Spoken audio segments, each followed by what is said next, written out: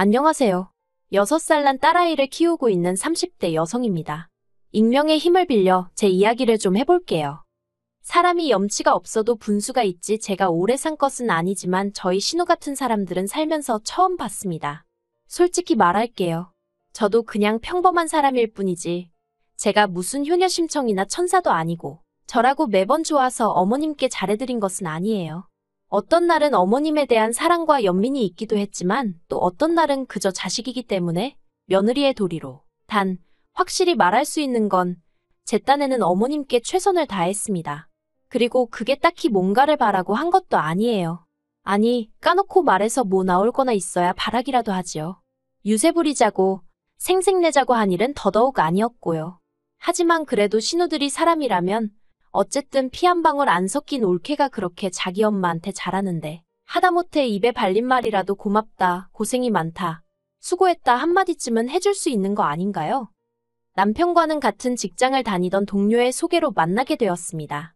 사귀는 동안에는 일단 제 성격이 남의 사생활에 크게 관심을 두는 편도 아니고 해서 남편의 가족관계라던가 경제적 배경 같은 것은 본격적으로 결혼 이야기가 나오기 전까지는 궁금해한 적도 없고 묻지도 않았네요. 솔직히 연애하는 동안에는 남편이란 사람 하나만 보고 만났거든요. 남편은 평범한 직장인으로 술, 담배도 하지 않고 취미생활이 운동인 건실한 청년이었어요. 게다가 재미있는 사람은 아니었지만 과묵하고 매사 행동에 신중했기 때문에 제 마음을 상하게 하는 일도 없었지요. 그러다가 만난 지 2년쯤 되던 해 남편이 먼저 결혼 이야기를 꺼냈습니다. 결혼 생각이 있으면 지금 하고 그게 아니면 헤어지는 게 좋지 않겠냐고 하더라고요. 프로포즈 치고는 낭만이라곤 하나도 없어서 당황스럽긴 했지만 평소에 남편답게 실없는 소리는 안 하는구나 싶대요. 그런데 막상 결혼을 진행하면서 생각지도 못한 상황을 마주하게 되었습니다. 어디서부터 이야기해야 할지 모르겠지만 일단은 가족관계부터 이야기해볼까요? 저는 일남일녀 중 차녀로 오빠와는 나이 차이가 제법 나요. 그렇다 보니 친정부모님도 친정오빠도 매사 제가 하는 일이라면 무조건 찬성해 주었고 지지해 주었고 한마디로 많은 사랑과 관심을 받으며 자랐습니다. 반면에 남편에게는 위로 2명의 시집간 신우들이 있었어요. 아무래도 제가 이런 사연을 쓰게 된 것 자체가 신우들 때문이니 조금만 말해보자면 신우들은 누가 더하고 못하고를 따질 필요도 없을 만큼 둘 다 이기적이고 뻔뻔한 사람들이에요. 결혼 초에는 제 버릇을 고친다나 길을 눌러놓겠다나 헛소리를 해대면서 시비를 걸어오기도 일쑤였지요. 하지만 저라고 성격이 없는 편도 아니고 그런 신우들의 헛짓거리에 노란하지 않았네요. 그리고 사실 2명의 신우들보다 저를 더 난처하게 했던 건 바로 혼자이신 어머님이셨거든요. 부모님에 관한 이야기다 보니 조심스럽긴 하지만 그래도 허심탄회하게 털어놓겠습니다. 일단 저라고 아주 유복한 환경에서 자란 것은 아니에요. 친정아버지는 일평생 건설 노동자로 일하셨고 어머니는 남의 식당을 전전하며 일을 하시다가 당신 식당을 차리신 지는 몇 년 되지 않으셨지요. 그래도 자식들한테는 절대 짐이 되지 않으시겠다며 진작에 노후 준비도 맞춰놓으셨고 지금은 큰 걱정 없이 지내고 계세요. 반면에 어머님께서는 재산이라곤 집 한 채 가지고 계신 게 전부였어요. 듣기로는 10여 년 전에 사고로 돌아가신 아버님께서 보험금과 합의금을 얼마 남기셨는데 그건 진작에 먹고 살고 신우들 시집 보내고 하면서 다 쓰셨다대요. 이후로 생활비는 주변 분들에게 소일거리를 받아 하시면서 벌어 쓰고 계셨고요. 그렇다 보니 정작 저희가 결혼할 때는 아무 도움도 받지 못했습니다. 그래도 신우들에 비하면 남편은 자기가 좋은 직장에 다니고 있어서 그런지 그 부분에 있어서는 크게 서운해하지 않아 하대요. 저야 조금 서운한 마음이 없잖아 있었지만요. 하지만 저희 친정부모님도 아니고 어머님이신데다가 당장 아들인 남편도 괜찮다고 하는데 제가 거기다 대고 무슨 말을 하겠어요. 서운하지만 어쩔 수 없지 딱 거기까지만 생각했지요. 이후로 저희는 양가의 도움 없이 오롯이 저희 둘만의 힘으로 결혼 준비를 해나갔습니다. 남편이나 저나 비교적 탄탄한 직장을 다니고 있었고 모아둔 돈도 적지 않았기에 큰 어려움은 없었지요. 지은 지 20년도 넘은 아파트였지만 그래도 저희만의 보금자리도 마련했고 혼수도 남들 보기 부끄럽지 않을 만큼은 채워 넣었어요. 대신 허례허식이라 할 수 있는 예물과 예단 등은 생략했고요. 한편 식을 올리고 나서 제가 가장 먼저 했던 일 중 하나는 바로 어머님 앞으로 보험을 들어드리는 일이었습니다. 솔직히 시작하면서부터 대출까지 받은 상황이라 한 달에 어머님 보험비로만 30만 원 가까이 나가게 된 상황이 좋지만은 않았던 게 사실이에요. 하지만 보험이 없으시다 보니 당장의 병원비가 아깝다는 이유로 치과뿐만 아니라 그 어떤 병원도 안 가신 지 10년이 넘으셨다 하더라고요. 이 얘기를 들었을 땐 정말 제 입에서 아이고라는 탄식이 절로 나왔습니다. 저희 남편도 그렇고 신우들도 그렇지 어떻게 자기 어머니를 저렇게 내버려뒀나 싶었거든요. 그래서 그냥 한 달에 30만 원, 그거 원래부터 없던 돈이다 생각하고 살자는 마음으로 어머님께 저희 친정부모님이 들고 계신 보험이랑 비슷한 수준으로 다 들어드렸습니다. 남편은 그제서야 자기가 미처 그런 부분은 신경 써드리지 못했다며 정말 고맙다 하더라고요.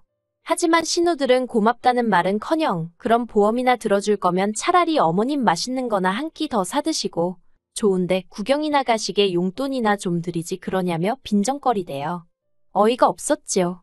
막말로 자기들이 1,000원 한 장 보태지도 않으면서 말이에요. 뿐만 아니라 어쨌든 제가 보험도 들어드리고 했으면 최소한 건강검진이라던가 그런 건 딸이 둘이나 되니까 둘 중 한 명이라도 나서서 하려들어야 하는 거 아닌가요?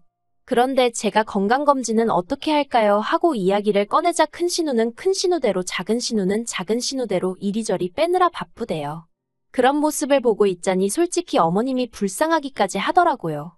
모든 부모들이 다 그렇듯 어머님도 자식들 키우실 땐간이며 쓸개며 다 빼주는 심정으로 키우셨을 텐데 어떻게 저렇게들 매정한가 싶어서요. 하지만 동시에 제가 누굴 욕하겠어요. 저희 남편도 당장 회사 일이 바쁘다며 제가 해줬으면 하는 눈치더라니까요. 저도 남편이랑 똑같이 맞벌이였는데 말이에요. 그래서 결국 성질 급한 사람이 일은 다 한다고 제가 어머님을 모시고 병원에 갔습니다. 그리고는 말 그대로 머리끝부터 발끝까지 싹 다 검사를 받으시게 했지요. 그리고 평소에 어머님께선 당신은 아무렇지도 않다, 멀쩡하다 하셨지만 결과는 좋지 않았어요. 당장 죽을 병은 아니었어도 여기저기 안 좋은 곳이 많았거든요. 의사 말로는 가족들이 지속적으로 관찰하고 도와드리면 당장은 아니어도 충분히 나아질 수 있다고 했지만 남편이나 신우들을 떠올렸을 때 그 사람들 중 누가 어머님을 지속적으로 관찰하고 보살펴드릴까? 의구심이 들었네요. 그뿐만이 아니었습니다. 어머님의 치아 중 멀쩡한 건 정말 몇 개 있지도 않더라고요.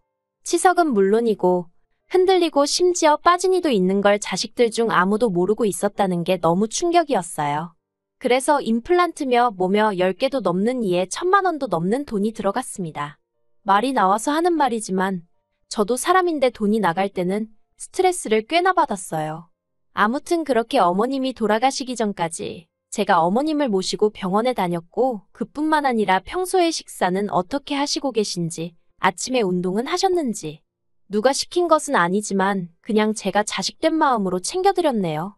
친정부모님도 어머님께 잘하면 그 복이 전부 저에게 돌아올 것이라며 제 마음 편할 만큼 하라셨고요. 주변에서는 요새 저 같은 며느리가 어디 있냐 하기도 했고 아직 젊었던 제 친구들은 저더러 니 팔자 니가 꼬는 거라며 적당히 하라고 면박을 주기도 했지만요. 그렇게 하는 동안에도 신우들에게 좋은 소리라고는 눈꼽만큼도 들어본 적 없습니다. 신우들이 기껏 한다는 소리라곤 보험 좀 들어놓고 아주 본전을 찾는다며 대단하다고 비아냥거리는 게 전부였지요.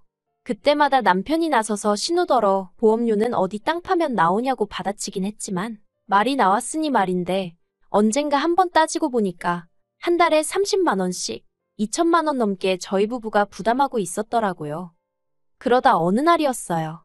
어머님께서 저만 따로 부르시더니 제 손을 꼭 잡으시면서 당신하고 부동산에 좀 가자 하시는 거예요. 당신 살고 있는 아파트 명의를 제 명의로 바꿔주고 싶으시다면서요. 저는 생각지도 못한 어머님의 말씀에 깜짝 놀랐습니다. 남편도 아니고 제 명의로 해주신다니 그게 무슨 말씀이냐고 안 해주셔도 된다고 아주 손사래를 쳤어요. 그러자 어머님께서 지난 몇 년 동안 제가 당신에게 얼마나 잘해주었는지 안다면서 자식들도 몰라주는 당신 속을 제가 헤아려줬다며 올해 돌아올 제 생일 선물이다 생각하고 받으랍니다. 저는 못 받는다고 몇 번을 사양했어요. 사실 그동안 어머님하고 병원도 다니고 이리저리 다니면서 솔직히 저라고 서운한 날이 왜 없고 귀찮은 날이 왜 없었겠어요? 그런 때면 한 번씩 별것도 아닌데 어머님께 툴툴거리기도 했고 몸이 안 좋다고 둘러대곤 약속을 미룬 적도 있었습니다. 어머님이 어린아이처럼 저와의 약속만 기다리고 계시다는 걸 알면서도 그렇게 못된 적이 있었네요. 그래도 저희 어머님께선 한 번도 저를 타박한 적 없으시고 늘 미안하다, 고맙다는 말을 입에 달고 사신 분이셨지요.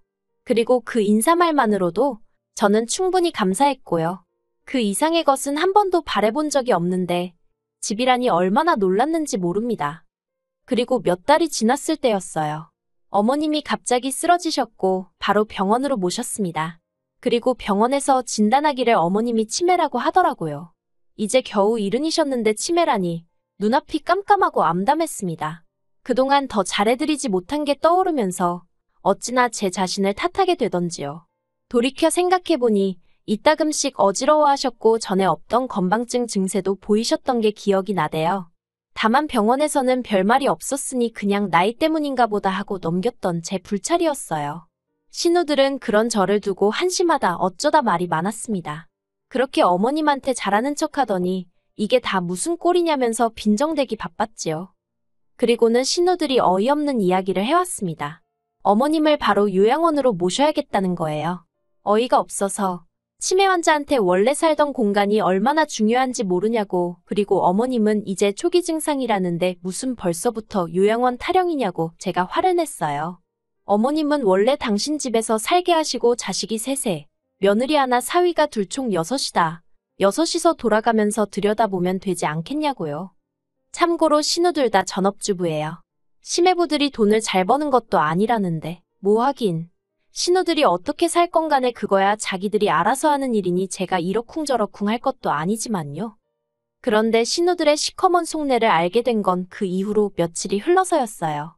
어머님이 저한테 울면서 전화를 해오셨는데 좀 전에 신우들이 집에 찾아와서는 집을 팔라고 어머님한테 소리를 지르고 말 그대로 패악질을 했더라고요. 집을 팔아야 어머님 요양원비도 내고 할 거 아니냐면서 자기들 살기 힘든 거 모르냐고 정신 멀쩡하실 때 나눠줄 거 나눠주고 가시라는 막말을 해댔답니다. 정말 이상했어요. 남편 말로는 신우들이 크면서 크게 희생을 하고 그런 것도 없답니다. 실제로 저희 신우들 둘 다 대학물 먹었고 시집 갈 때 어머님이 돈도 제법 해주셨어요. 물론 신우들이야 당사자들이니까 남편하고는 또 다르게 생각하고 있었을지도 모르지만 그래도 어머님이 시조카들도 키우다시피 해주셨는데 아무튼 저로서는 이해할 수가 없었네요. 어머님께서는 당신은 요양원에 가기 싫다고 저한테 우시고 그렇다고 저라고 어머님을 모시고 살자니 옆에서 챙겨드리고 사는 거랑 같이 사는 건 완전히 다른 이야기잖아요. 이러지도 못하고 저러지도 못하고 저도 난처하더라고요. 하지만 수화기 너머로 계속해서 어린아이처럼 우는 어머님의 목소리를 듣고 있자니 어찌나 마음이 불편하고 괴롭던지 결국 듣다 못한 제가 그럼 저랑 살자고 해버렸습니다. 그랬더니 어머님이 대뜸 그것도 싫대요. 왜 저랑 사냐면서 그저 당신이 바라는 건 죽는 날까지 당신 집에서 살다 가는 거라나요. 이후로 신우들은 어머님과는 완전히 연을 끄는 사람들 마냥 명절이고 어머님 생신이고 코빼기도 비추는 법이 없었어요. 어머님은 그런 신우들에 대해서 별다른 말씀은 안 하셨지만 자식된 입장에서 저나 남편은 마음이 참 안 좋았지요. 그래서 신우들에게 연락도 해보았지만 신우들은 그럴 때마다 나 몰라 하기 일쑤였어요. 없이 사는 자식들한테 돈 한 푼 줄 생각 없는 어머니가 무슨 어머니냐는 막말을 퍼붓기도 했고요. 그러다 지난해 어머님이 돌아가셨습니다. 치매는 굉장히 천천히 진행되고 있었기 때문에 어머님은 계속해서 당신 집에서 지내고 계셨는데 돌아가시게 된 건 심근경색이라는 생각지도 못한 이유였어요. 저희는 어머님의 치매가 시작되면서 어머님 댁 근처에 아파트로 이사를 했고 이후로 아침마다 남편과 제가 번갈아 가면서 어머님 댁에 들려 안부를 물었거든요. 그런데 그날은 남편이 말하기를 뭔가 느낌이 좋지 않더래요. 평소와는 달리 초인종을 눌러도 반응이 없고 그래서 남편이 비밀번호를 누르고 들어가 보니 어머님이 침대에서 주무시듯 세상을 떠나신 걸 알게 되었다고요. 예상보다 너무 일렀던 이별 때문에 몹시 슬펐고 그렇게 경황 없이 어머님 장례를 치렀습니다. 하지만 그런 와중에도 신우들은 뭐가 그리 급한지 어머님 명의로 된 아파트를 빨리 정리를 하지 못해 안달이대요. 신우들은 자식들이 전부 다 동의를 해야 집을 처분할 수 있다면서 힘들어하는 저희를 하루가 멀다 하고 불러내고 연락하고 괴롭혀댔지요. 솔직히 사람이 맞나 싶더라니까요. 그런데 알고 보니 어머님 명의로 되어 있던 줄 알았던 집은 진작에 팔린 상황이었어요. 어머님은 그 집에서 월세로 거주하고 계셨더라고요. 도대체 언제 이런 일이 있었던 건가? 저도 도무지 알 수가 없었는데 신우들은 다짜고짜 저를 의심하며 돈을 어디로 빼돌렸냐고 악을 쓰대요. 어이가 없었지요. 제가 뭐 거짓말을 했거나 정말 신우들 말대로 어머님 재산을 빼돌리기라도 했으면 어떻게든 덮어보려고 거짓말이라도 했겠지만 한 게 없는데 무슨 변명을 하고 거짓말을 할 수 있었겠어요. 신우들은 저를 콩밥을 먹이네 어쩌네 난리도 아니었지만 저는 솔직히 뭐라고 짓거리든 귀에 들어오지 않았습니다.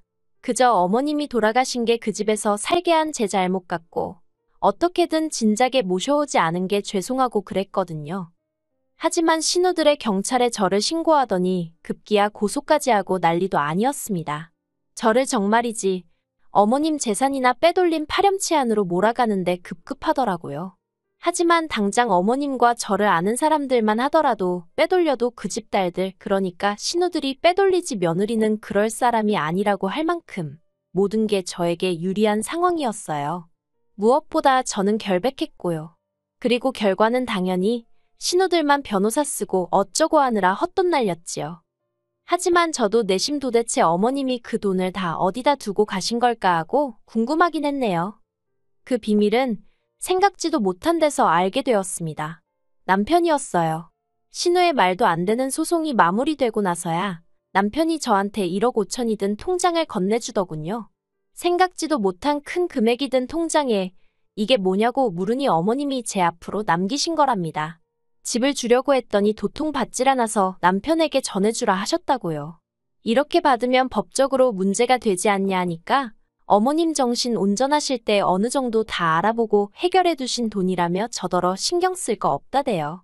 그런 말까지 들으니 황당하고 놀란 마음도 마음이지만 어머님께 죄송한 마음이 더 커져서 말 그대로 눈물이 쏟아지대요. 사실 요즘 사람들이 하는 말이 효도는 셀프라느니 시부모는 남편 부모라고 남편이나 잘하면 되지 며느리는 그럴 거 없다 하잖아요. 그 말도 틀린 말은 아니겠지만 사실 시어머니는 시어머니대로 며느리는 며느리대로 서로 아껴주고 위해주면 그렇게 힘든 사이는 아니거든요. 적어도 저와 어머님은 그랬어요. 그래서 어머님이 그 큰 돈을 어떤 마음으로 남겨주신 건지 잘 알겠더라고요. 그 돈은 이후로도 지금까지 한 푼도 쓰지 못하고 들고만 있어요. 생전에 저희 딸을 그렇게 예뻐해 주셨으니 나중에 딸아이 등록금으로 쓸까 그런 생각 정도는 하고 있네요. 그리고 돈에 관해서는 신우들에겐 비밀로 할 생각이에요. 하늘에 계신 자기들 어머니 마음을 헤아리긴커녕 뺏어가지 못해 안달이 날 텐데. 솔직히 소송하는 동안 어찌나 기가 빨리고 힘들었던지 더는 인간으로 보이지도 않고 상종도 하기 싫거든요. 한편 남편에게는 고마운 마음뿐이에요. 사실 저한테 전해주지 않았다고 해도 저는 끝까지 몰랐을 거잖아요. 그래서 이 일을 계기로 남편과 제 사이는 더 끈끈해져서 평생을 서로 의지하고 살 수 있겠다는 확신이 드네요.